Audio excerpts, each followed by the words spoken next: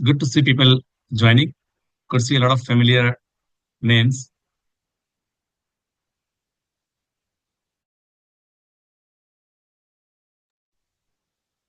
We'll wait for a minute or more, and then we'll begin the discussion.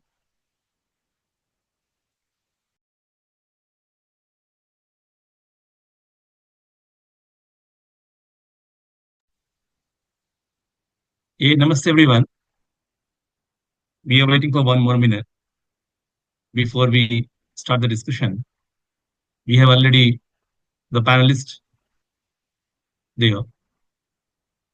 Thank you.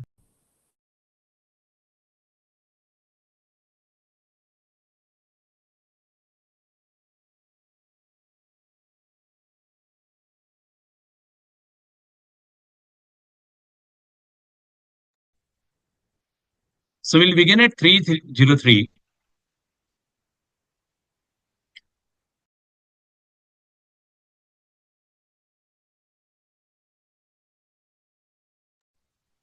It's okay, Janodi. Even the child wants to play. Let her play.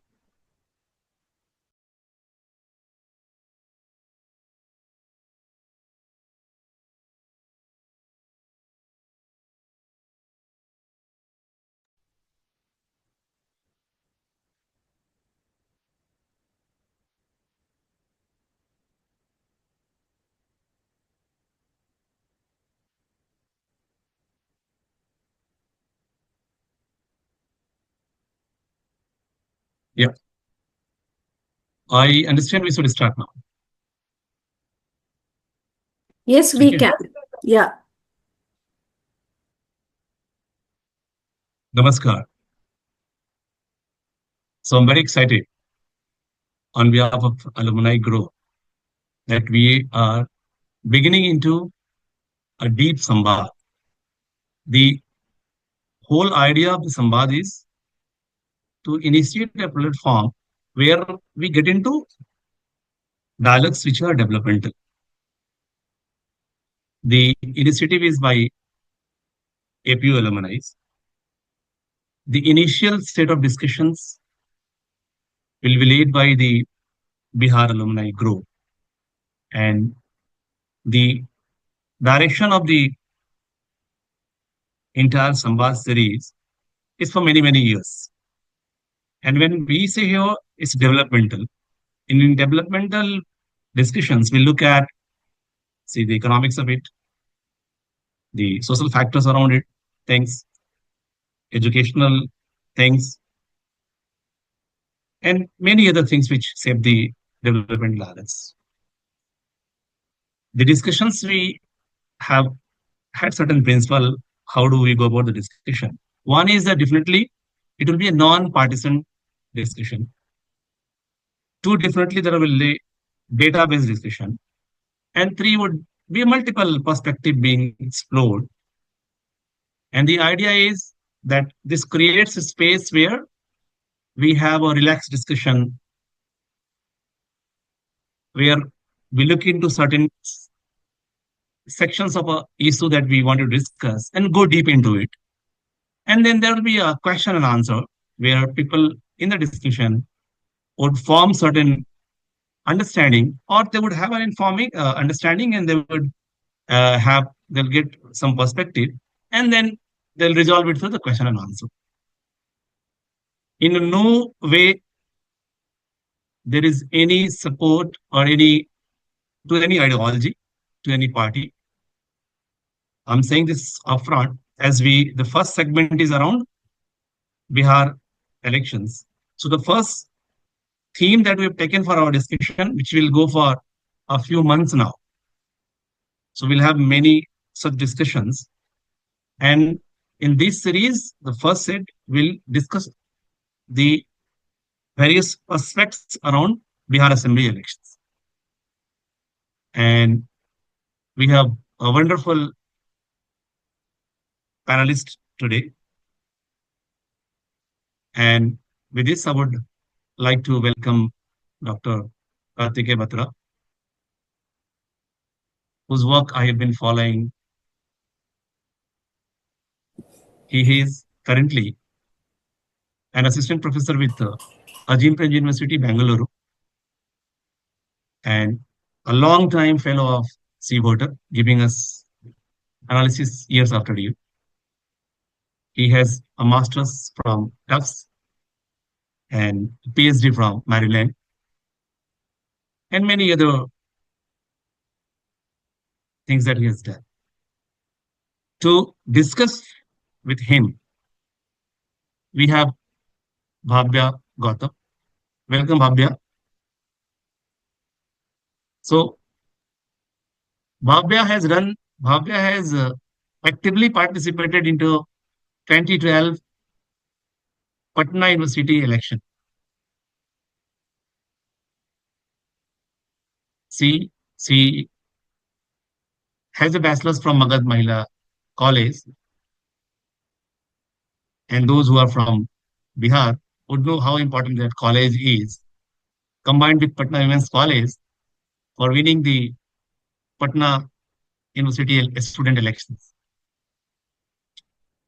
And then she went to Azim Prem University for her master's. After that, she has been serving the social sector. Currently, she is working in health vertical for a leading non-profit, Piramal Foundation in Bihar.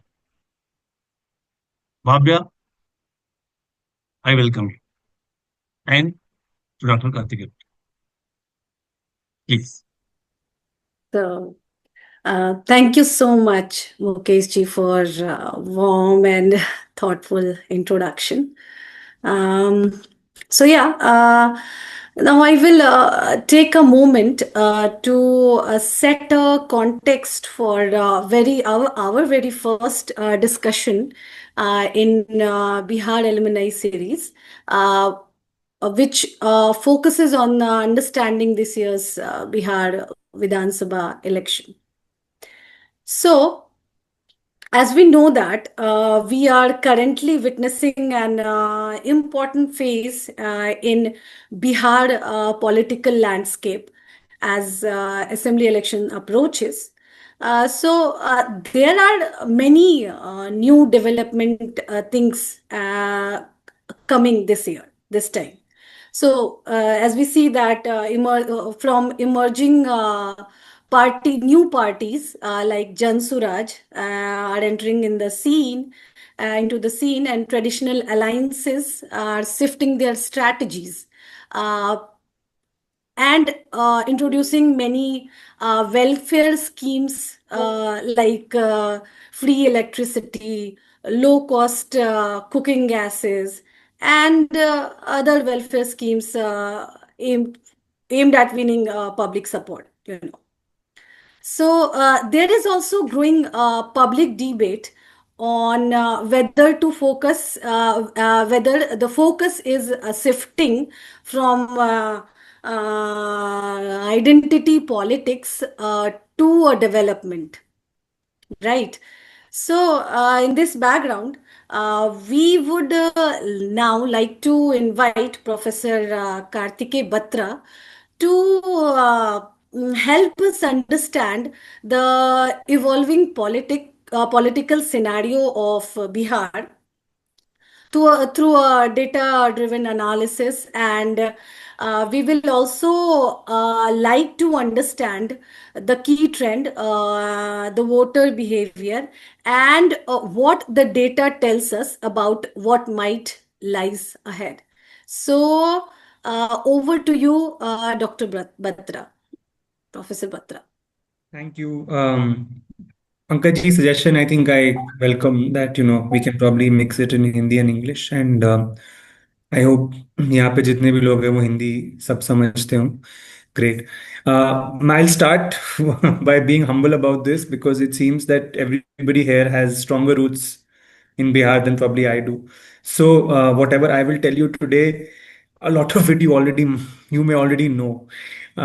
So actually, forgive me if I'm going to be redundant at some points. But what I'll try to do is I'll try to set the tone for how I feel this election will probably play out, or थोड़ा सा जितना भी मुझे ज्ञान है, हाँ, क्योंकि देखिए इलेक्शन दूर से समझना और जाके समझने में बहुत फर्क है। एंड मैं प्लान कर रहा हूँ कि सितंबर में मैं जी बिहार जाके एक बार इलेक्शन समझ के भी आऊँ, एंड होपफुली आप सबसे मुलाकात, जो लोग ऑलरेडी हैं वहाँ पे मुलाकात होगी। तो अगर आप लोग स्कैटर्ड हैं बिहार में, that's even better, because then every area we'll have some I will love contacts. to meet you. Great. No, because I went to Jharkhand last year, I went to Haryana last year, and it is a very different experience, because just as an example, मतलब अभी आप झारखंड का election का result देखिए, तो एक तरफा जीत थी, जी विशाल जी, थैंक यू सो मच। एक तरफा जीत थी हेमंत सोरेन और कांग्रेस अलायंस के लिए। तो आपको दूर से देखने लगेगा कि अरे वाह क्या बात है, मतलब ये तो आंधी आ गई, तूफान आ गया, क्या बात है। फिर आप जाके जमीन पे लोगों से बात करिए और आपको समझ में आएगा कि people were not excited about the election, it was a very dead election, बहुत बाय डिफॉल्ट इलेक्शन था, कि जो जिसको वोट करता आ रहा था उसको वोट कर रहा था। कोई एक्साइटमेंट नहीं थी। और एक्साइटमेंट कहाँ थी? एक्साइटमेंट उस वजह से थी कि एक नया बच्चा एक पार्टी खड़ी करके आ गया, उसका नाम था जयराम महतो, और उसने जिस एरिया में चुनाव लड़वाया अपने लोगों को, वहां पे बहुत एक्साइटमेंट था। तो कहने का मतलब है there is lot of fatigue with existing setups and existing parties, but जहां कुछ नया दिखा वहां एक्साइटमेंट था, बट वो बहुत लिमिटेड था। बट हम, जब तक आप जाओगे नहीं आप समझोगे नहीं, क्योंकि दूर से आपको लगेगा हेमंत सोरेन की आंधी आ गई। And I can say the same for Gujarat 2022, for Haryana 2024, that from a distance we may feel that these are like pro incumbent verdicts, but at times these are just default votes, वो लोग मतलब literally in Jharkhand I heard from somebody in the city, sir हमारी मजबूरी है, हम JMM को vote नहीं कर सकते और बीजेपी के अलावा कोई है नहीं हमारा वोट लेने के लिए, हम्म। है ना। तो ये सब बातें आपको तब पता चलेंगी जब आप जाएंगे। तो मेरा ऑब्जेक्टिव यही है। मैं let me start by just saying that for a very long time it has been said that Bihar में तीन स्तंभ है पॉलिटिक्स में। हाँ, कांग्रेस कमजोर हो गई 90s के बाद, तो उसका मैं जिक्र नहीं करूंगा। जेडीयू, आरजेडी और बीजेपी। और कन्वेंशनल विजडम हमेशा से रहा है, जहां दो पार्टी चली जाएंगी वहां सरकार बन जाएगी, है ना। और उसमें भी जो मेन फ्री रेडिकल है वो जेडीयू रहा है, क्योंकि आरजेडी और बीजेपी साथ आ नहीं सकते, तो जेडीयू जहां जहां गया वहां सरकार बन गई। तो अब ये, once you understand this, you understand how important this election in Bihar is. हाँ, देखिए मेरे हिसाब से आज की तारीख में दो ऐसे पार्टीज हैं जिनके पतन का बस इंतजार हो रहा है। ये सत्य नहीं है, ये एक सवाल ही नहीं है कि वो होगा या नहीं होगा, वो होगा, बस ये बात रह गई है कि वो कब होगा। दो पार्टीज हैं, एक उड़ीसा में बीजेडी और एक बिहार में जेडीयू। हम्म। और Correct. बीजेडी का टेस्ट हो गया लास्ट ईयर और जेडीयू का टेस्ट इस साल है। तो बिहार पॉलिटिक्स एक बहुत जबरदस्त चर्न से जा रहा है इस समय, जहां जो जेडीयू है वो एक वेनिंग फोर्स है, एक डिक्लाइनिंग फोर्स है। लेकिन एट द सेम टाइम जो वेनिंग फोर्स का वोट बटना चाहिए था एग्जिस्टिंग पार्टीज को, वो इतना सीमलेसली नहीं बटेगा इस बार। कारण जेएसपी। अब जेएसपी को मैं इतना हाइप नहीं करूंगा जितना काफी लोग कह रहे हैं कि प्रशांत किशोर 18% पे हैं एसईएम, वो उतना नहीं होता। बट अगर जेएसपी 8-9% की भी पार्टी बन जाती है तो वो वोट कहीं जाने वाला था जो इनके पास आ गया।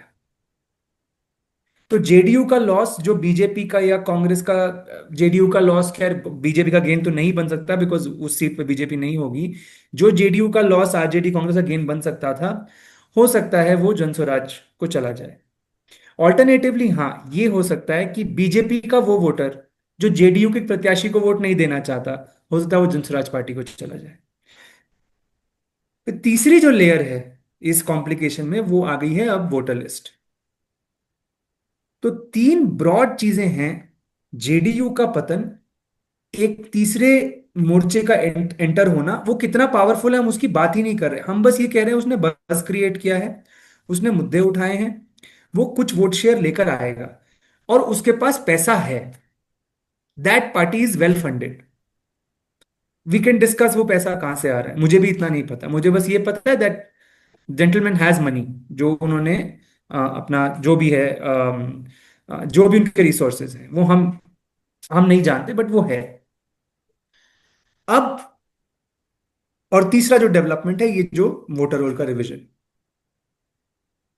तो कोई भी एनालिसिस हम जो आज कर रहे हैं, और मैं हर बार यही कहता हूँ जितने भी शोज, मुकेश जी अगर मुझे देखते हैं, कई बार मुझे कहा जाता है I am a confused analyst, because I say I mention all the possibilities, I don't stick my neck out on one. Obviously I don't, because my job is not to predict an election, it is to give you a picture कि हम यहां खड़े हैं, यहां से तीन रास्ते बनते हैं.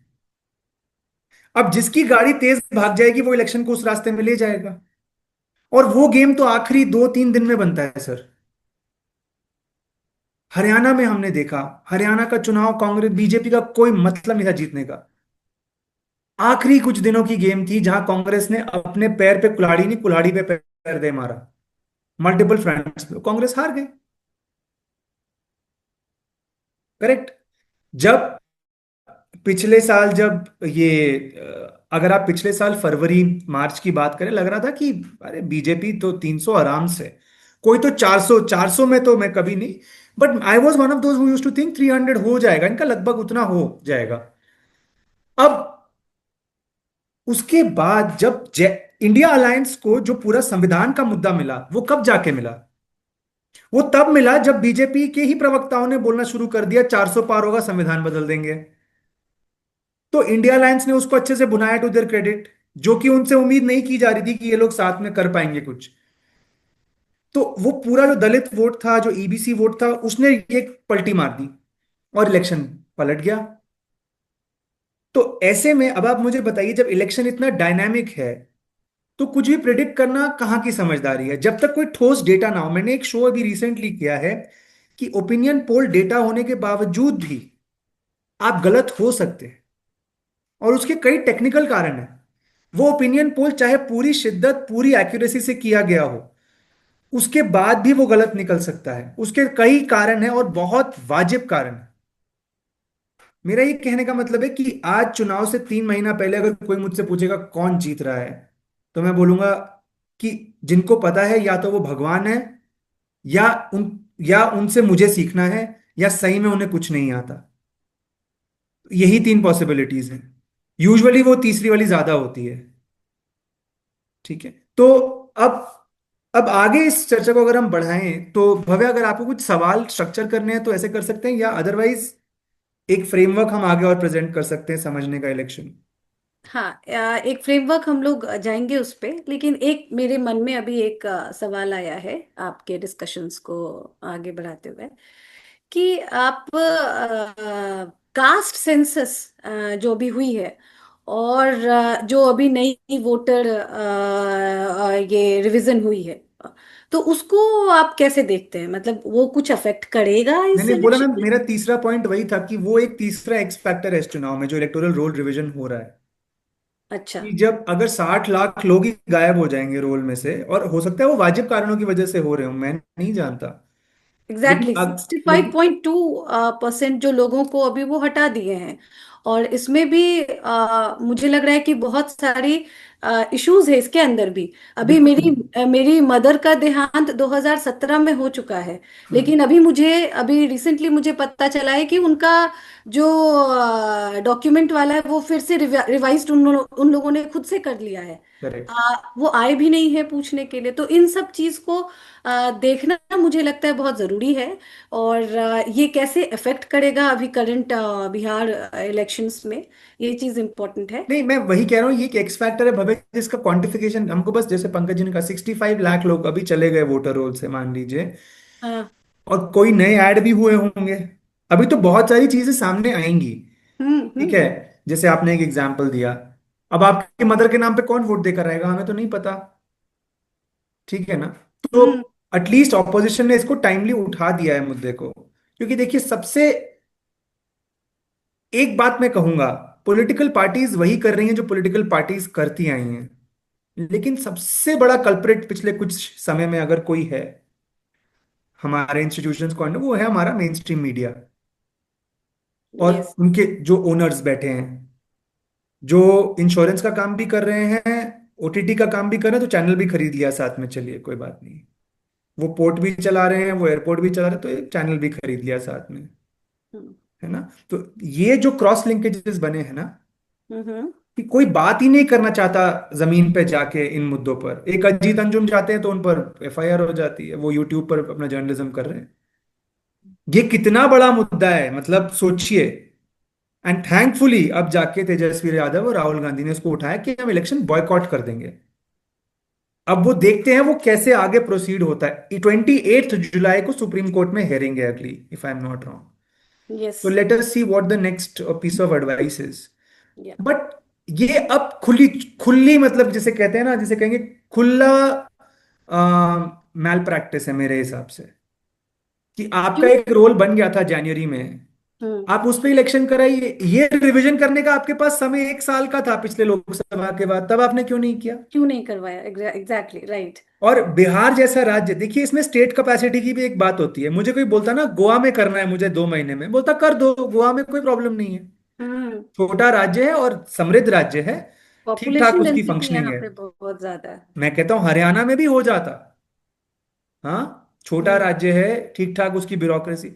बिहार जैसा राज्य जो वैसे ही ब्यूरोक्रेसी में इतना स्ट्रेच्ड है, इतना बड़ा राज्य,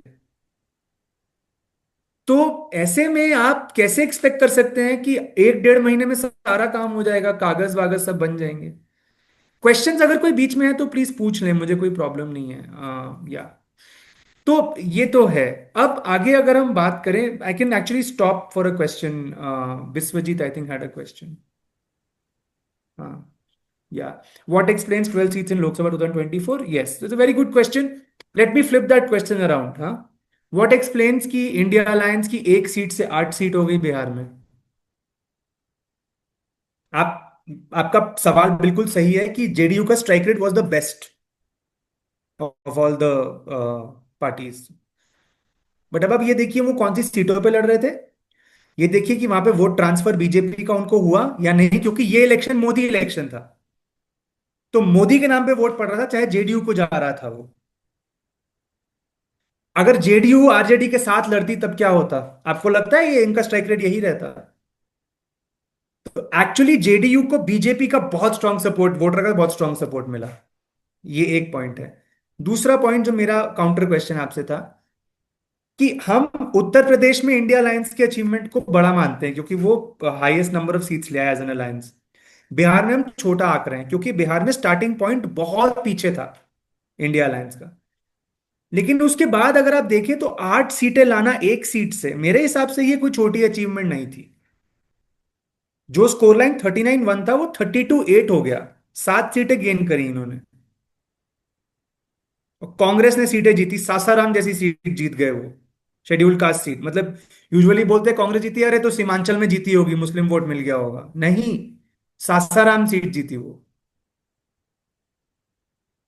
हाँ, एग्जैक्टली। सो एग्जैक्टली राइट कि अब उसका भी डेटा ये है कि देखिए उस इलेक्शन में एक बहुत बड़ा मूवमेंट हुआ दलित का टुवर्ड्स इंडिया अलायंस। वो वही संविधान वाला पूरा जो नैरेटिव चल रहा था। तो JDU is a declining force, but JDU is not a zero force. हाँ, जेडीयू के पास आज भी 2-3 वोट ब्लॉक्स हैं। मैं बता देता हूं, फिर उसको फिर से रिपीट कर दूंगा बाद में। कि नीतीश कुमार की पॉलिटिक्स किन चीजों पर बनी थी, 3 वोट्स पे बनी थी ब्रॉडली। एक 4 बोल देंगे चलिए। एक है जो कुर्मी कोयरी ओबीसी वोट है, वो ज्यादा बड़ा वोट बैंक नहीं है वो, मतलब मेरे ख्याल 7-8% मिला के होगा टोटल। ईबीसी बहुत बड़ा चंक है। ईबीसी रफली 30-35% होगा। ये वो सारी छोटी छोटी ओबीसी कास्ट हैं जो 2%, 3%, 1%, 5% ऐसे रहते हैं। तेली, नाई, हाँ, मल्ला, ये जो मुकेश सहनी की पार्टी है वीआईपी फॉर एग्जाम्पल। और ये क्यों बना? क्योंकि ड्यूरिंग लालू यादव टाइम, हालांकि वो बनकर आए थे ओबीसी लीडर, यादव असर्शन बहुत स्ट्रांग हुई। तो उसका जो हिट हुआ वो ईबीसी और दलित्स पे हुआ। तो वो ईबीसी वोट एक पार्टी ढूंढ रहा था, तो वो जेडीयू की तरफ चला गया। ठीक है, ये 2 स्तंभ। तीसरा स्तंभ था महादलित। देखिए मैं एक बात बताऊं आपको, ये मैंने किसी और चर्चा में भी कहा था कि ये यूपी में 2014 में कहते हैं ना कि बीजेपी ने मास्टर स्ट्रोक खेला, नॉन जाटव दलित और नॉन यादव ओबीसी को अपनी तरफ ले गए। मैं कहता हूं नीतीश कुमार ये 2005 के बाद कर चुके थे ऑलरेडी बिहार में। ये प्लेबुक ओरिजिनल नीतीश कुमार की है कि आप ओबीसी में से ईबीसी कार्व आउट कर दीजिए, यादव और ये कुर्मी कोरी को हटा के, और दलित में से पासवान हटा के महादलित बना दीजिए एक कैटेगरी, क्योंकि वो डोमिनेंट ओबीसी और डोमिनेंट दलित कैटेगरी, तो आप नॉन डोमिनेंट ओबीसी, मतलब आप मंडल के अंदर मंडल ढूंढ लिया आपने। तो ये वो कर चुके थे। तो ये था इनका तीसरा वोट बैंक। और चौथा था आधी आबादी, महिलाएं। हाँ, तो ये चार वोट बन के नीतीश कुमार के पॉलिटिक्स को इन्होंने आगे बढ़ाया।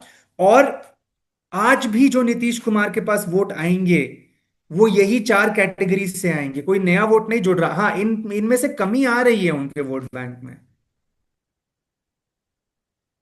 तो इस कमी को हमें समझना है कि ये कमी कहां कहां से आएगी और ये कहां कहां डिस्ट्रीब्यूट होगी।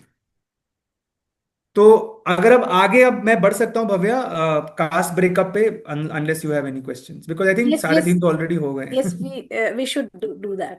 ठीक है। देखिए, पहले समझ लेते हैं कास्ट कैलकुलस बिहार का जो लेटेस्ट अपना सर्वे हुआ है, जो आप लोग 2022-23 का। तो हम्म, उसमें हम देखें कि ये जो अपर कास्ट है रफली 15% है, यादव रफली 14% है, ओबीसी ईबीसी इसमें मुस्लिम भी हैं, ये तकरीबन 49% है। और बाकी 15-17% आपके SC ST पॉपुलेशन है। उसमें उसमें जो पासवान है वो 5% है आसपास, रविदास 5% है, और मुसहर 3% है। ये मोटा मोटा एक ब्रेकअप मैंने आपको बताया अभी। कि देखिए, कुछ वोट बैंक्स हमें पक्का पता है वो क्या वोट बैंक्स हैं। अपर कास्ट वोट बीजेपी की तरफ मोस्टली रहेगा। वो कॉम्प्लिकेशन उसमें क्या है? उसमें कॉम्प्लिकेशन ये है कि इस बार क्या उन सीटों पर जहां जेडीयू का कैंडिडेट है वहां अपर कास्ट जेडीयू को वोट देगा या नहीं। क्योंकि अपर कास्ट के दिमाग में एक तो जेडीयू, नीतीश कुमार की तो अब देखिए as a CM, as a political personality वो डाउनहिल जा रहे हैं, वो काफी डाउनहिल जा रहे हैं मेरे हिसाब से। तो क्या अपर कास्ट उनको वोट देना चाहेगा? और अगर वो बीजेपी को भी मतलब मान के चले, तो बीजेपी में तो सम्राट चौधरी तो बनेंगे क्लेमेंट। सम्राट चौधरी तो मेन फेस है ना वहां पे भी, तो कोई हम्म, जो आपके दूसरे मुख्यमंत्री हैं उनसे बहुत ज्यादा मुखर सम्राट चौधरी हैं। वो कभी प्रदेश अध्यक्ष भी रह चुके हैं बीजेपी के। तो yeah. अपर कास्ट भी जानता है कि देखिए मेरा वोट तो सम्राट चौधरी को जा रहा है या नीतीश कुमार को जा रहा है, मोटा मोटा कैलकुलेशन। अब देखिए, इसमें मैं आपको एक ट्रेंड बता रहा हूं, इसमें एबरेशन भी हो सकता है। लोगों के मन में होता है कि हमको मोदी जी को वोट देना है बस, तो कोई भी वो हम दे देंगे, ये भी एक पॉसिबिलिटी है। बट अपर कास्ट के मन में ये द्वंद है, मैं ये समझाने की कोशिश कर रहा हूं आपको। तो क्या अपर कास्ट बीजेपी के साथ उतना रहेगा एक मुश्त, या थोड़ा सा कट के कांग्रेस, थोड़ा जन स्वराज ऐसे बटेगा? मेरे हिसाब से ये अजम्पशन गलत नहीं होगा कि बीजेपी के साथ मोटा मोटी रहेगा। जेडीयू वाली सीट्स पर थोड़ा देखने का एक मैटर रहेगा इस एक। दूसरा, मुस्लिम मुस्लिम महागठबंधन के साथ मोस्टली रहेंगे। लेकिन अब इसमें भी एक पेच है कि जन स्वराज पार्टी जहां मुस्लिम कैंडिडेट दे देगी वहां क्या हो। अभी एक बायपोल हुआ था मेरे ख्याल 1-1.5 साल पहले, उसमें जन स्वराज पार्टी ने एक मुस्लिम कैंडिडेट दिया था और वो ठीक ठाक वोट निकाल गया था, और वो आरजेडी वो इलेक्शन हार गई थी। हाँ. तो जिन जिन इलाकों में ऐसा कैंडिडेट दिया जाएगा जन स्वराज पार्टी की तरफ से, वहां क्या हो, ये एक सवाल।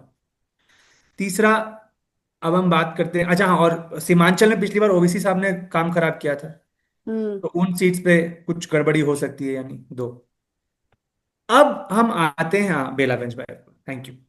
अब हम आते हैं जो दो और ब्लॉक्स रह गए हैं, दलित एंड ओबीसी। इसको थोड़ा सा और डिटेल में समझते हैं। ओबीसी में यादव हमें पता है महागठबंधन की तरफ मोटा मोटी, कुर्मी कोयरी नीतीश कुमार के नाम पर आज भी एनडीए। अब ईबीसी, ये है फ्लोटिंग वोट। इसका ओरिजिनल क्लेमेंट जेडीयू और बीजेपी अलायंस है।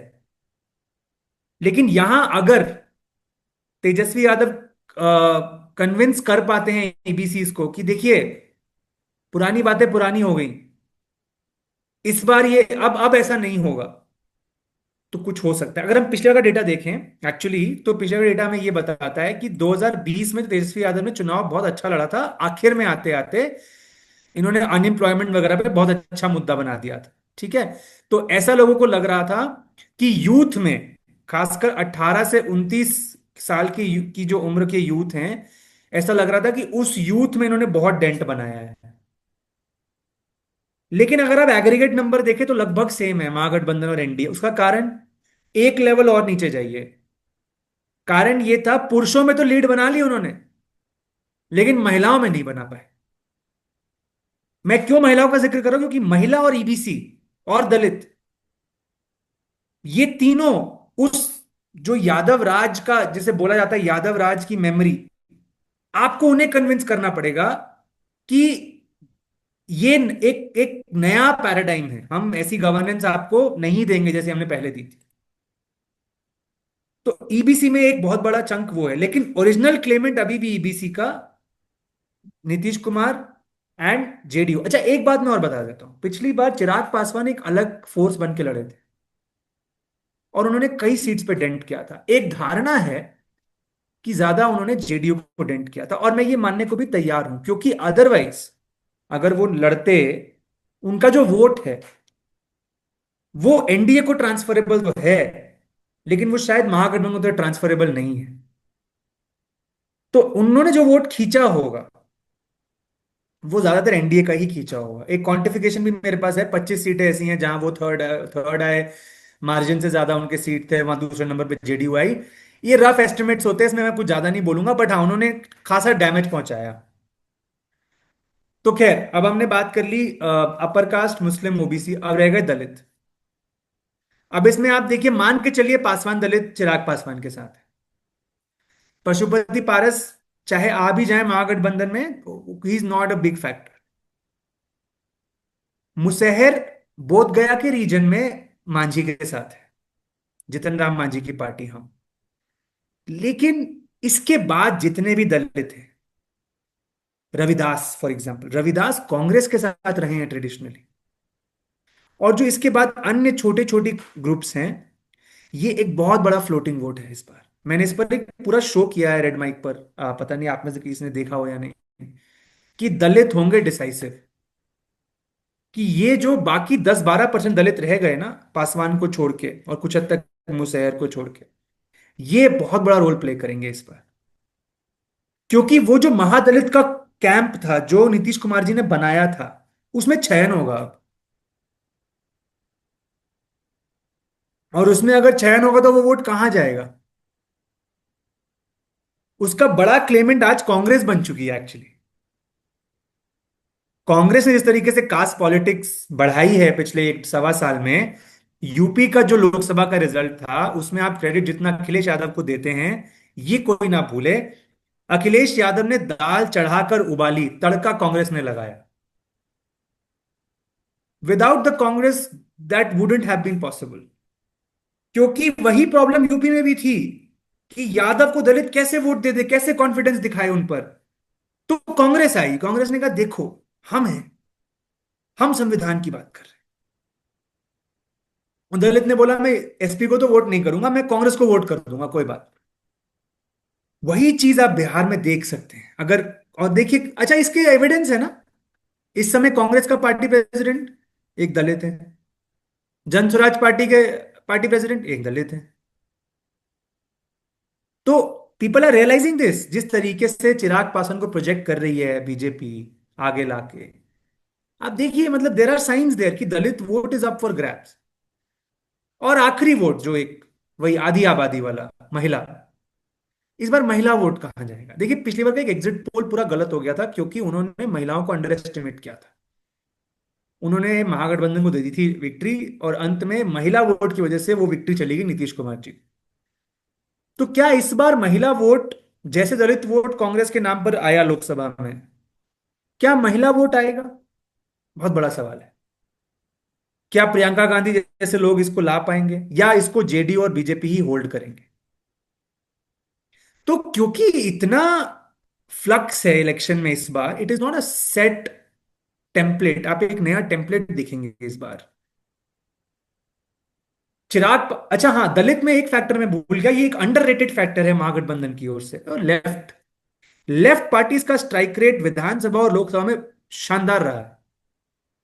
17 में 13 सीटें जीत जाते हैं विधानसभा में, जो भी लोकसभा में मिलती है वो जीत जाते हैं। उनका एक बेस है, वो भोजपुर मगध का जो इलाका है वहां उनका बेस है, और वहां वो अच्छा करते आए हैं। और वो कन्वर्ट कर रहे हैं सीटों को, तो वो दलित वोट अट्रैक्ट करते हैं महागठबंधन की तरफ। तो ये एक ब्रॉड कास्ट कॉम्पोजिशन है। अब before we turn to questions, because I think अब 4 मिनट ही रहेगा, मैं बस ये बोलूंगा कि पिछली बार का चुनाव तेजस्वी यादव ने बहुत अच्छे से लड़ा आखिरी 2 महीने में, लेकिन उन्होंने एक मुद्दा उठाया अनएम्प्लॉयमेंट का। इस बार कुछ दिख नहीं रहा है मुद्दा एज ऑफ नाउ, अभी कुछ दिख नहीं रहा है। क्या उठेगा इलेक्शन? दूसरी बात, बिहार की पॉलिटिक्स एक बहुत सॉरी स्टेट पर आके रुक गई है।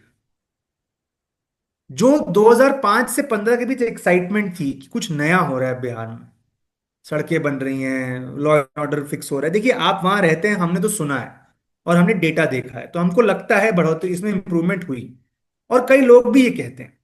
लेकिन मुझे लगता है 15 के बाद जब से ये स्विचिंग चालू हुई ना कहीं काम रुक गया। नीतीश जी की भी उम्र हो गई, आइडियाज की कमी आ जाती है। पहले 10 साल में आपने साइकिलें दी लड़कियों को, आपने लॉ एंड ऑर्डर फिक्स किया, सड़कें बिजली इस पर काम किया। लेकिन पिछले 10 साल में तो मुझे नहीं याद आ पड़ता शराबबंदी के अलावा कोई बहुत बड़ा डिसीजन लिया गया हो, कास्ट सर्वे शराबबंदी के अलावा। तो मैं ये मेरी ये कामना है, जो भी सरकार आए, मुझे नहीं फर्क पड़ता बीजेपी का मुख्यमंत्री है, आरजेडी का है, कांग्रेस का है, वो बस वापस बिहार को पटरी पर ले आए, सोशो इकोनॉमिक डेवलपमेंट को। देखिए, बिहार इंडिया का यंगेस्ट स्टेट है अगर हम आंकड़ों को माने तो। आप सोचिए कितना पोटेंशियल है इसमें, और उसी का कॉरोलरी क्या है कि अगर वो पोटेंशियल रियलाइज ना हो तो डिसरप्शन का कितना चांस है बिहार में। तो मुझे लगता है कि एक प्रॉब्लम जो हमारे ऑडियंसेस में आ गई है कि पॉलिटिक्स सब चटकारे लेके सुनना चाहते हैं, लेकिन पॉलिसी पे कोई बात नहीं करना चाहता। तो मेरी उम्मीद यही है कि जैस और इसके लिए क्रेडिट देना चाहिए प्रशांत किशोर को, उन्होंने पॉलिसी के मुद्दे उठाए हैं। उनका इंटेंशन तो सत्ता में शायद आने के बाद वो भी वैसे बन जाएंगे। अब केजरीवाल जी भी वैसे ही बन गए, हो सकता है, आई एम नॉट सेइंग ऐसा होगा, हो सकता है वो अलग ही राह पे चले। बट क्रेडिट एटलीस्ट इतना देना चाहिए, उन्होंने ना नैरेटिव बना दिया इलेक्शन का कि शिक्षा और फाइनेंशियल इश्यूज और पेंशन। बट रोजगार। अदरवाइज जो स्टेटस को है वो तो बहुत ही डल और अनइंस्पायरिंग है। मतलब बीजेपी के पास भी आप मुझे बताइए कौन सा ऐसा लीडर है जो बिहार को चला सकता है टोटलिटी में। कम से कम हम यूपी में देखते हैं, एमपी में देखते हैं, राजस्थान में देखते हैं, हमें वो पसंद हो ना पसंद हो वो अलग बात। But there are people with certain amount of authority and experience जो राज्य चला सकते हैं, या लगता है कि पोटेंशियल है कि सीख जाएंगे चलाना। हमें बिहार में वो नहीं दिखता है अनफॉर्चुनेटली, बीजेपी की तरफ से भी। तो मेरा ये मानना है कि देखिए, नीतीश कुमार जी ने 1 1.5 टर्म जो 2 टर्म काम किया, उस पर वो 4 टर्म सीएम बन के रहे हैं। तो इस बार इस इलेक्शन का रिजल्ट कुछ भी हो, क्या वो सीएम बने रहेंगे, ये बड़ा सवाल है। बट इसके अलावा I think I just pause and I am happy to take questions. या प्रोफेसर, आप मुझे ये बताइए कि आपने सभी जो ग्रुप्स है उसके बारे में डिस्कशन करी। युवा मतदाता, जो यूथ्स हैं, उसके बारे में आपको क्या लगता है, क्या ये निर्णायक भूमिका नहीं निभा सकती है बिल्कुल यूथ? निभा सकती है। मैंने इसका जिक्र भी किया कि पिछली बार ऐसा हुआ भी था कि हम्म। पुरुषों में खासकर जो युवा थे वो उन्होंने तेजस्वी यादव का बहुत सपोर्ट किया अक्रॉस कास्ट लाइंस। इस बार अभी उस भूमिका में प्रशांत किशोर दिखाई दे रहे हैं कि जो Correct. युवाओं का उत्साह जनरेट कर रहे हैं, अट्रैक्ट कर रहे हैं। हाँ, अब युवा वोटर सबसे ज्यादा विम्जिकल होता है, इंग्लिश में वर्ड है विम्जिकल, मनमौजी, कि मन करेगा, और रेस्टलेस।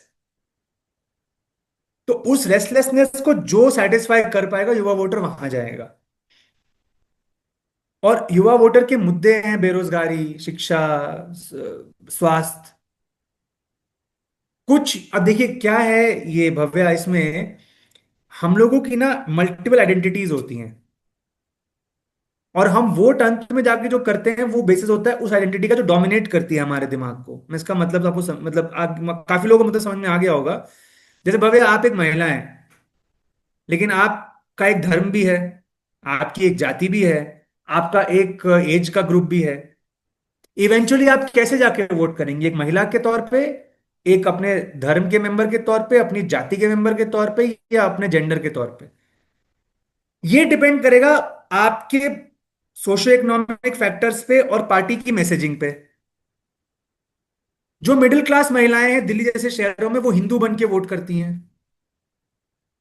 जो गांव की महिलाएं हैं वो लाभार्थी बन के वोट करती हैं। पश्चिम उत्तर प्रदेश में ऐसा बोला गया था बीजेपी का सफाया हो जाएगा, जाट किसान आंदोलन, जाट नाराज है। जाट महिलाओं ने ही बीजेपी को वोट दे दिया जाके, क्योंकि उन्होंने महिला बन के वोट किया उस समय, उन्होंने जाट बन के वोट नहीं किया।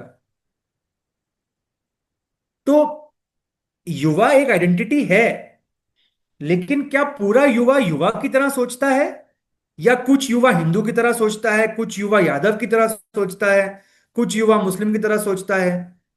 ये कहना मुश्किल है। लेकिन हाँ, युवा में एक चर्निंग तो है, और मुझे लगता है वो पूरे देश में ये है, सिर्फ बिहार की बात नहीं है।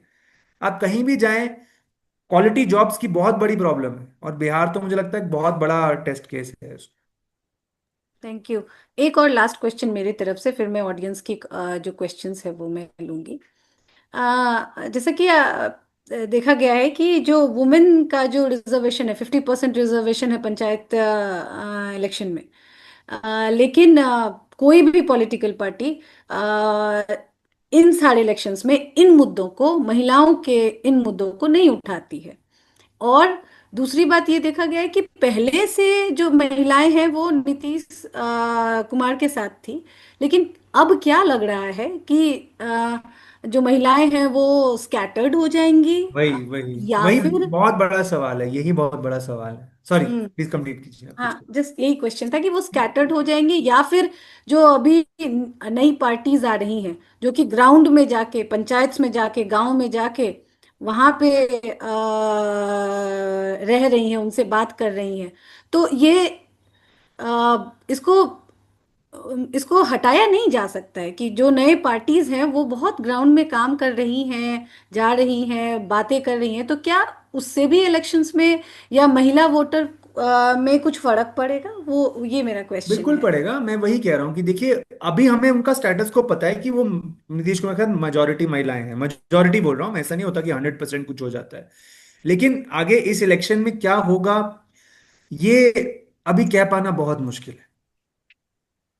क्योंकि जैसा कि आपने कहा, एक तो नीतीश कुमार ढलान पे हैं, ऊपर से जेएसपी आ गया है, ऊपर से अगर मान लीजिए महागठबंधन महिलाओं के सेंट्रिक मैसेजिंग करता है, या कहता है कि इस बार वो नहीं होने देंगे जो पिछली बार हुआ, तो फिर आप सोचिए कि महिलाएं भी तो, वो वोटर भी कंफ्यूज हो जाएगा कि हम क्या करें। मैं कोई एक उदाहरण, मैं आपको पिछला का डेटा दे देता हूँ। फॉर एग्जांपल, ये सीएसडीएस का डेटा है कि पिछली बार पुरुषों और महिलाओं ने कैसे वोट किया। पिछली बार पुरुषों में महागठबंधन 38%, महिलाएं 36%, सॉरी, एनडीए 36% और अन्य 26। तो पुरुषों में महागठबंधन लीड कर रहा था। महिलाओं में उल्टा हो गया, महिलाओं में महागठबंधन 37, एनडीए 38 और अन्य 25। तो पुरुषों की लीड महागठबंधन में थी, महागठबंधन की लीड पुरुषों में थी 2 परसेंटेज पॉइंट की, और महिलाओं में एनडीए की लीड थी 1 परसेंटेज पॉइंट। तो आप बोलेंगे कि फिर भी तो महागठबंधन आगे होना चाहिए, क्योंकि उसकी लीड 2% है। अब यहां आ जाता है टर्नआउट, कि हम्म। महिलाएं अगर ज्यादा सामने आएंगी वोट करने, तो वो 1% जो आपको दिख रहा है वो एक्चुअली ज्यादा बन जाएगा फाइनल वोट में। हम्म। तो टर्नआउट मैनेजमेंट जिसको हम कहते हैं ना, ये भी एक कारण है कि ओपिनियन पोल्स गलत हो जाते हैं। तो क्योंकि बिहार की महिलाएं ज्यादा बाहर निकल के आती हैं, क्योंकि बहुत सारे प्रवासी हैं बिहार में, मतलब जो पुरुष बाहर चले गए हैं पलायन करके, उनकी, लेकिन उनकी जो वाइफ्स हैं, उनकी माताएं हैं, वो पीछे हैं, तो वो ज्यादा वोट करने आते, तो बहुत बड़ा फैक्टर है। But right. आगे क्या मैसेजिंग होती है इसको मैं आज प्रिडिक्ट नहीं कर सकता। बट ये डेफिनेटली, देखिए, मेरे लिए दो बड़े फैक्टर्स इस बार: महिला वोट, दलित वोट। हम्म। वो कहाँ जा रहा है? एग्जैक्टली। तो एक क्वेश्चन आया है। अब आबाद कमाल के तरफ से, how you are seeing the composition of OBC, upper caste, EBC MLAs in a upcoming election? तो बहुत टफ सवाल है ये। इस पर ये दो तीन चीजों पर डिपेंड करेगा। एक तो कैंडिडेट सिलेक्शन कैसा होता है, कि पार्टियां किनको टिकट देती हैं, और उसके बाद फिर जनता किनको चुनती है, राइट। कि मान लीजिए कोई सीट है जहां पे अपर कास्ट, इसको ऐसे समझते हैं कि देखिए, कुछ लोग सिंबल पे वोट करते हैं, कुछ लोग कैंडिडेट पे वोट करते हैं, और कुछ लोग उस समय मूड बना के वोट करते हैं कि मुद्दा क्या चल रहा है, ठीक है। जैसे मेरा मानना है कि अपर कास्ट सिंबल पे वोट करता है बीजेपी के, उसको मतलब नहीं है कि कैंडिडेट कौन है, वो मोदी जी है तो मोदी जी हैं बस, ठीक है। हाँ, या बीजेपी है तो ठीक है। अम, लेकिन अब आप देखिए, कोई, अच्छा हाँ, सिमिलरली यादव भी कैंडिडेट वो पार्टी सिंबल पे वोट करेगा, ठीक है। अब आप देखो कि कोई ऐसी सीट है जहां पर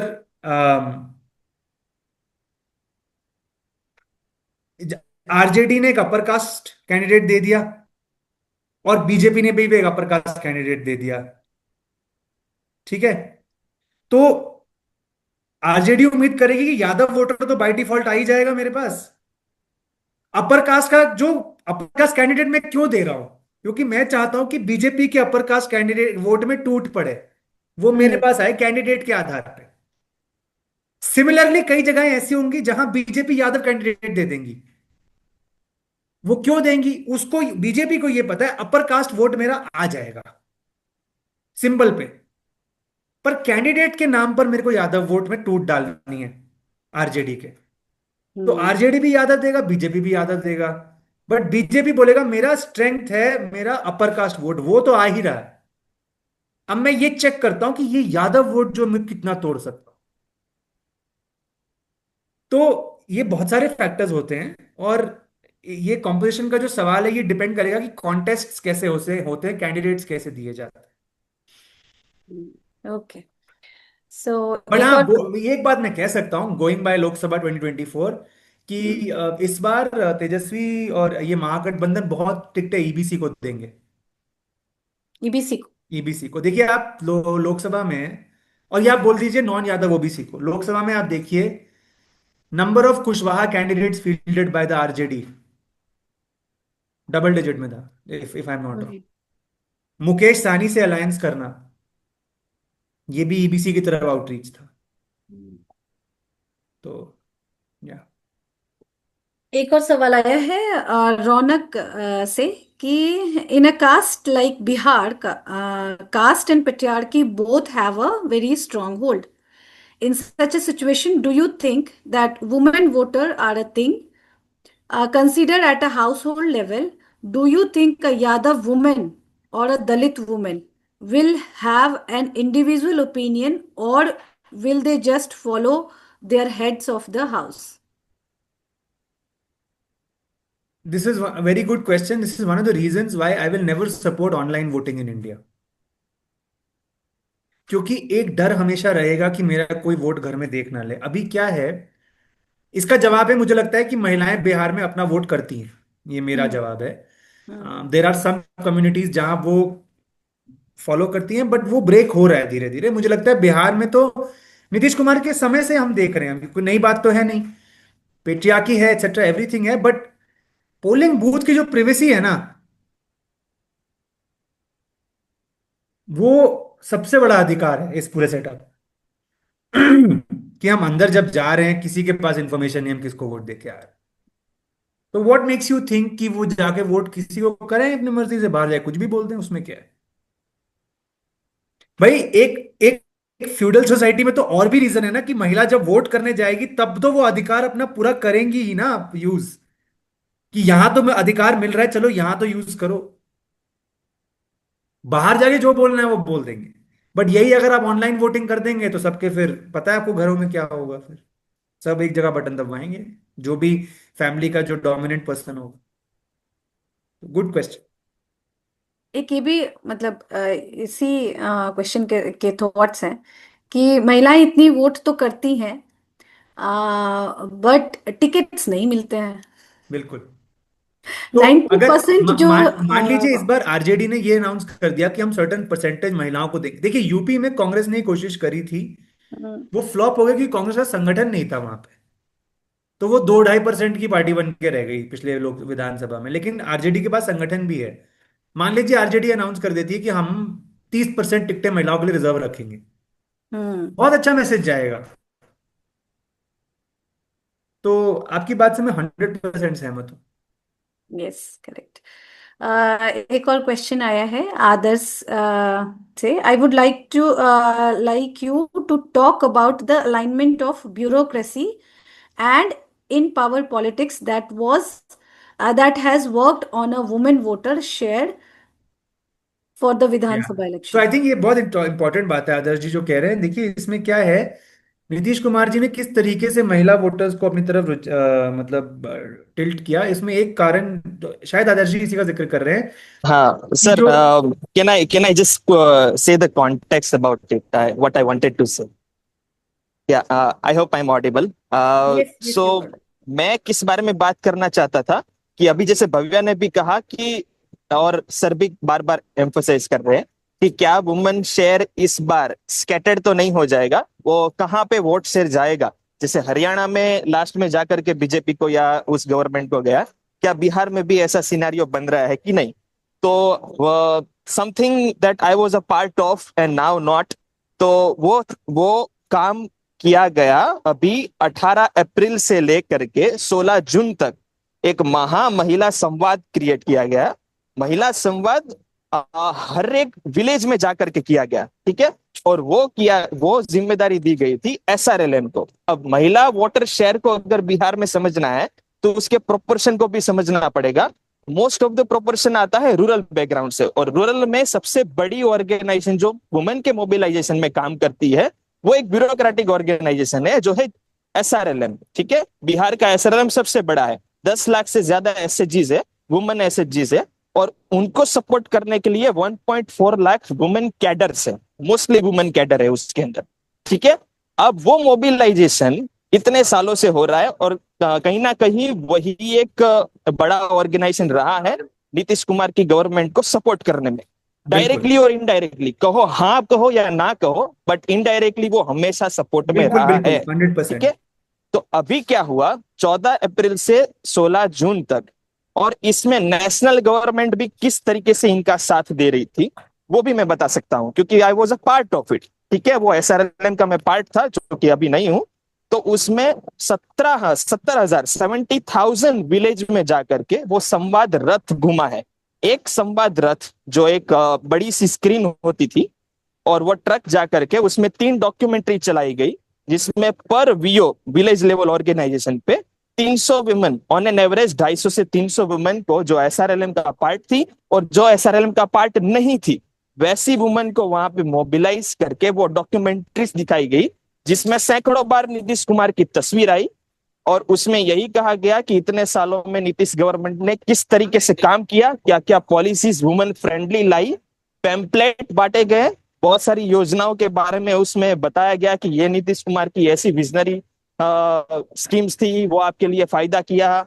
और अब आपकी आकांक्षाएं नई गवर्नमेंट से क्या है, वो आकांक्षाएं भी एमआईएस के द्वारा नोट की गई, और उसी आकांक्षाओं के बेस पे ये पेंशन वगैरह का जो रिसेंट में जो अनाउंसमेंट हुआ उसको लाया गया। तो वो लेजिटिमाइज किया गया पूरा एक्सरसाइज को, कि हमने इतना बड़ा संवाद किया, महिलाओं की मांग आई, इसलिए हमने ये इस तरीके से एक नई नई अनाउंसमेंट की, जिस तरीके से दारूबंदी भी अनाउंस की गई। तो ये एक ब्यूरोक्रेसी और पॉलिटिक्स का अलाइनमेंट ये कितना घातक हो सकता है डेमोक्रेसी के लिए, ये एक सोचने वाली बात है। तो इसमें मैं थोड़ा बोलना चाहता था। नहीं, इसमें मुझे लगता है घातक कुछ नहीं है आदर्श। आपने जो बात बताई है वो एग्जैक्टली सही है।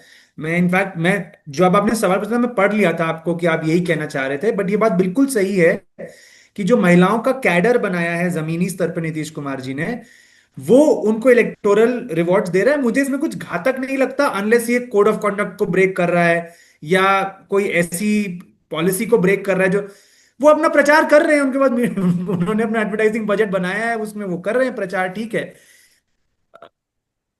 ये बिल्कुल 100% आदर्श की बात सही है। इसके बावजूद मैं फिर कहूंगा कि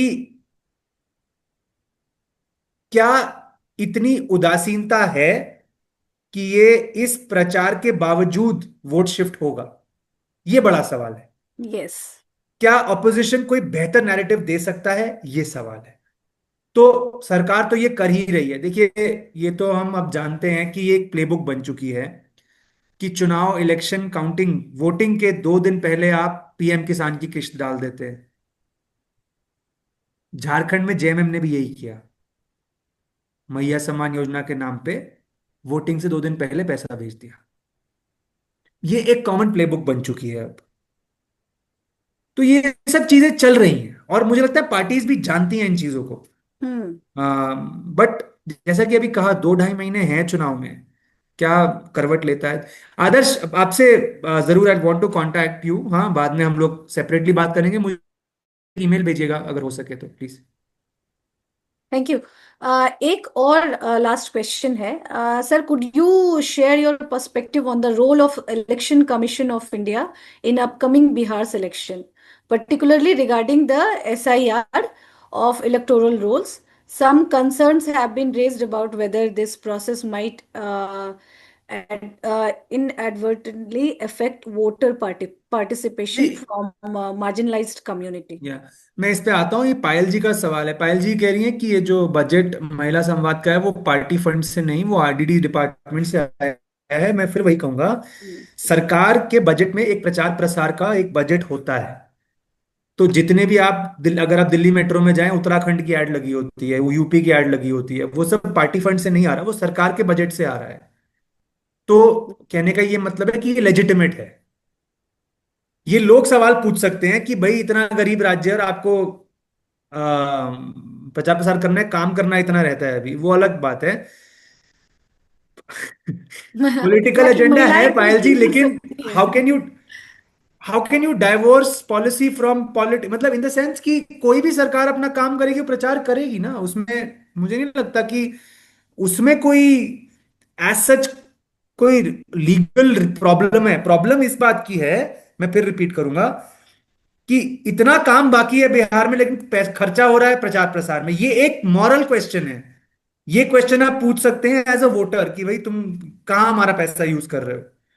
बट हम्म। पर से लीगली कुछ गलत नहीं है इसमें कि मैं आरडी में अगर मैंने अपना 10% बजट प्रचार प्रसार के लिए रखा है, तो ऑफ कोर्स मैं मिनिस्टर का नाम आगे करूंगा, ऑफ कोर्स मैं बोलूंगा कि मैंने ये सब 100-150 चीजें करी हैं।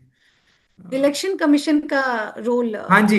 ये नितेश जी, जैसा कि मैंने कहा कि कुछ चीजें बहुत डिप्रेस करने वाली हैं, ये वन ऑफ दोज फैक्टर्स है कि इलेक्शन कमीशन ने अपनी बहुत बहुत डिसग्रेसफुल कॉन्डक्ट दिखाया है पिछले कुछ सालों में। ये बिहार, ये आई थिंक क्लाइमैक्स है अब। लोकसभा इलेक्शन आप देखिए, उसके पहले वो कविताएं पढ़ते थे पिछले इलेक्शन कमिश्नर, वो सवाल का जवाब नहीं, कविताएं पढ़ते थे। देखिए, मैं ना, आई am not one of those who will say कि कांग्रेस के टाइम सब ठीक था। नहीं, कांग्रेस के टाइम भी there were compromises, there were certain things that you would not be comfortable with। लेकिन ना, ये एक अलग लेवल पे चला गया है अब। ये जो इलेक्टोरल वोट रिवीजन, जो एसआईआर जिसको हम कह रहे हैं, ये एक अलग लेवल पे जा चुका है। तो as an Indian voter, as an Indian citizen, I do feel concern. But वही है कि कुछ चीजों के लिए पॉलिटिकल पार्टीज एग्जिस्ट करती हैं, ये उनका काम है। आप उनको बस सपोर्ट कर सकते हैं कि आप आगे लड़िए, हम समर्थन देंगे आपको। और दूसरी बात, in general I think as a people we have just forgotten how to ask questions. मैंने अन्ना आंदोलन के टाइम पे जो देखा था 2011-12 में भारत में, उसके बाद बताइए आपको कोई एक बार जब रेसलर्स बैठे रहे अपना जंतर मंतर पे, किसान, हाँ एक किसान आंदोलन हुआ, लेकिन उसमें पंजाब हरियाणा में पीछे गांव से बहुत सपोर्ट आया, लेकिन शहरी मतदाता तो एकदम एकदम शांत हो गया है। साइलेंट है। एग्जैक्टली। उसमें मीडिया का बहुत बड़ा रोल है, उसमें आइडियोलॉजी का बहुत बड़ा रोल है, उसमें सोशल मीडिया का बहुत बड़ा रोल है, उसमें यह भी रोल है कि लोगों के पास इतनी व्यस्तताएं हो गई हैं कि भाई समय कहाँ है, चलो पानी नहीं आ रहा कोई बात नहीं, हम टैंकर से पानी खरीद लेंगे। हम क्यों ध्यान दें इस पे। तो ये कुछ कलेक्टिव एक्शन प्रॉब्लम्स होती हैं जिनका बेहतर सोल्यूशन एक संगठित पॉलिटिकल पार्टी बेहतर दे सकती है, इसीलिए वो एग्जिस्ट करते हैं। इंडिविजुअल्स कुछ खास नहीं कर सकते, इंडिविजुअल समर्थन कर सकते हैं उनका। तो इस बात से थोड़ा सा हम पॉजिटिव ले सकते हैं कि तेजस्वी यादव और राहुल गांधी ने ये मुद्दा उठाया है। देखते हैं क्या होता है। देखिए अच्छा, मजे की बात ये सोचिए, अगर एसआईआर के बाद भी एनडीए हार जाती है, मतलब फिर तो जिसे कहेंगे एक तो करेला ऊपर से नीम चढ़ाना, मतलब एनडीए उसके बावजूद आप हार गए। जो लोकसभा में हुआ, लोकसभा में कितनी रियायत मिली इलेक्शन कमीशन की तरफ से एनडीए को, बट फिर भी सीटें कम हो गई ना। तो एक डिवाइन जस्टिस भी होता है कुछ। Let's wait and watch. देखिए मैं फिर कहूंगा, मुझे इलेक्शन इंटरेस्टिंग है, वो सही है। मैं चाहता हूं एक ऐसी सरकार आए जो एजेंडा को फिक्स करे और आगे 5 साल बिहार के यूथ को एक सही दिशा दे। मुझे नहीं फर्क पड़ता कौन सी पार्टी आती। तो बट आपके ये लास्ट जो हो रहा है ना, ये हमारे कॉन्स्टिट्यूशनल वैल्यूज के खिलाफ, कि एकदम 1 डेढ़ महीना पहले, और सबसे बड़ी बात, ये कितनी इनएफिशिएंट सिस्टम है हमारा, कि जिस सिस्टम पे कहा था कि आधार आपका यूआईडी है, आप कुछ भी कर सकते हैं बस एक आधार के नाम पे, आज आप कह रहे हैं आप उसको रिलाई नहीं कर सकते। ये कैसा बैक एंड जॉब है। So it's not just about constitutional validity, it is also about the share inefficiency of the system. कि आधार अगर इतना ओवरआर्चिंग डॉक्यूमेंट है, आज हर जगह केवाईसी में आधार लगता है, लेकिन still you are saying that voting के लिए वो अलाउड नहीं। या आपका पुराना वोटर आईडी अलाउड नहीं, मतलब आपने पहले धांधलेबाजी करी थी, इसका मतलब बहुत कॉन्ट्रडिक्शंस हैं इसमें। हाँ। तो आपके लास्ट जो फ्यू सेंटेंसेस है उसी के ऊपर मेरा थोड़ा सा थॉट्स आया है कि बस लास्ट ये क्वेश्चन है कि आपको क्या लगता है कि अब जो चुनाव में चर्चा हो रहा है वो जंगल राज और सुशासन से हटकर क्या डेवलपमेंट मुद्दों पे हो रहा है, या थोड़ा शिफ्ट हुआ है पहले के इलेक्शंस को लेकर के कंपैरिजन में? आपको क्या लगता है? नहीं, इस बार मुझे लगता है एंट्री ऑफ थर्ड प्लेयर ने एक नैरेटिव की क्वालिटी तो बेहतर करी है फॉर श्योर, जेएसपी ने। अभी तेजस्वी यादव क्या करते हैं ये देखते हैं। एनडीए क्या मुद्दे उठाता है, एनडीए ने पेंशन का भी बढ़ाया है, फ्री बिजली दी है। लेकिन अभी जो पिछले कुछ हफ्तों में एक ट्रेंड चला है बिहार में, जो लॉ एंड ऑर्डर के मुद्दे आ रहे हैं, मर्डर्स हो रहे हैं, ये एक बड़ा इशू। अब जंगल राज की काट आ गई ना, देखा जाए तो। हम्म। आप जंगल राज से कह रहे थे, तो अब इसको अब आप क्या कहेंगे। बट ये मैं जरूर कहूंगा कि प्रशांत किशोर की एंट्री से नैरेटिव की क्वालिटी इंप्रूव हुई। या अब वो क्या सस्टेन कर पाती है, क्योंकि देखिए कांग्रेस तो लड़ेगी अपने मुद्दे पर, जाति जनगणना, संविधान, एटसेट्रा एटसेट्रा। तेजस्वी क्या करते हैं ये बहुत अहम रहेगा। और बीजेपी क्या लाइन लेती है, क्या बीजेपी कम्युनल जाती है, क्या बीजेपी डेवलपमेंट पे बात करती है। बीजेपी की प्रॉब्लम ये है ना कि बीजेपी खुला भी कुछ नहीं बोल सकती without JDU buy in, because उनको लड़ना चुनाव जेडीयू के साथ ही है। अब तो एड मोर सो, बिकॉज अब तो दिल्ली की सरकार भी जेडीयू पे डिपेंडेंट है। तो बीजेपी क्या कर सकती है, देखिए बीजेपी मल्टीपल लेवल्स पे ऑपरेट करती है, ये समझिए। बीजेपी का लाउड स्पीकर पे मैसेज कुछ और होता है, और नीचे गांव में मैसेज कुछ और होता है। हम्म। हाई लेवल पे वो बहुत चार्ज अप, और ग्राउंड लेवल पे हाईली कस्टमाइज्ड। तो ये सब, बट ये इलेक्शन रहेगा काफी नया, नई दिशा देगा बिहार की पॉलिटिक्स को ये इलेक्शन। मतलब मुझे लगता है पूरी नई दिशा नहीं, एक मोड़ पे ले आएगा, जिसका फिर जो कंप्लीशन होगा वो अगले इलेक्शन में आपको दिखेगा। Yes. So thank you so much, बहुत थैंक यू। मज़ा आया आपसे बातें करके। मुझे लगता है कि एक दो सीरीज और करना चाहिए आपके साथ, जब इलेक्शंस हो रहे होंगे और इलेक्शंस के बाद भी, सो दैट कि स्टूडेंट्स पर्सपेक्टिव से, वुमेन पर्सपेक्टिव से उसको और एनालिसिस कर सके। और थैंक यू सो मच। और अभी मैं हैंड ओवर करती हूँ पंकज जी को, जो वोट ऑफ थैंक्स के लिए स्टार्ट करेंगे। Over to you Pankaj ji. Thank you Bhavya, thank you doctor Batra. It was really a healthy discussion, very good discussion. We had lots of, very interesting points and also good questions coming from audience. So very insightful discussion overall, and I love the kind of discussion which happened over here. It's called that in India, nothing is apolitical. A man is born political and dies political. So politics is, going to stay with all of us. While we'll make all the effort possible to keep it non-partisan and neutral as well. So, and I feel that there is quite a lot of discussions which can, kind of thread which can be picked, और हम आगे इस पे चल सकते हैं ना. There are lots of other panelists also. We are trying to get in touch with other people also to make this series successful. So huge thanks to Mukesh Bhai as a kind of architect of this platform, Ganori, and last but not the least, all the audiences and participants who has participated so actively. And thanks again, all of you, for spending your quality time with us. And we look forward to having a long-standing relationship. और फिर से मिलके इस चर्चा को आगे बढ़ाने की आशा रखते हुए मैं ये सेशन खत्म करने का आज्ञा चाहूंगा आप सभी से. Thank you. whatever. Thank you. आप आए, आपका हम लोग स्वागत करेंगे यहाँ पे. जी, thank you so much. Thank you. Look मैं forward to व्हाट्सएप पे meeting. करूंगा आपसे. Thank you so much. Thank you. Yes, thank you so much, Dr. Batra sir, Babya, and all, Pankaj Diya. So I'm going to end this session. Okay. Thank you.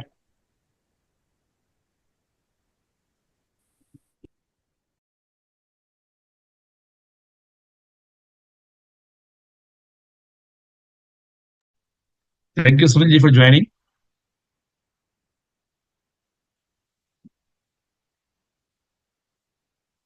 Lovely Am to I have you audible? here. Thanks. Yeah. Yeah. Thanks. Yes. It was a lovely session. Wonderful. Coming from you.